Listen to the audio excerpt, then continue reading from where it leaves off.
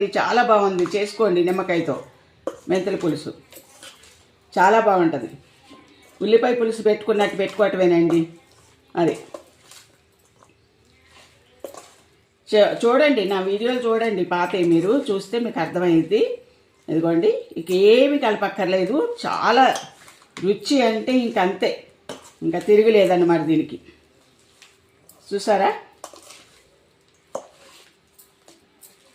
చాలా బాగుందన్నమాట. ఇది కొంచెం మీరు క్యారెట్ తురుముకుని వేసుకోండి, బాగుంటుంది. ఇంకా పిల్లలు తినటానికి అన్నీ చేయటానికి నేను తురుముతాను. కాసేపు నాక ఒకవేళ తురిమి కలుపుతానన్నమాట. నాకు ఎవరో వీడియో తీసేవాళ్ళు లేరండి పెద్దగా. నాకేమో రాదు. మీకు చెప్పాను కదా నా బాధ. ఎవరైనా ఖాళీగా ఉంటే అప్పుడప్పుడు వస్తున్నారు. నేనేమో ఇవన్నీ తురుముకుని పెట్టుకోవాలంటే టైం సరిపోవట్లే నాకు. వాళ్ళకి టైం ఉండాలి కదండి, పాపం వాళ్ళు వెళ్ళిపోతారు కదా.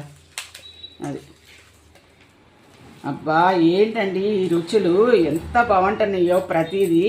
మీరు ఒక్కసారి తిని చూడండి బాబు. 3 రోజులు అయిన తర్వాత ఆయిల్ కలుపుకోవాలండి మనకు కావాల్సినంత.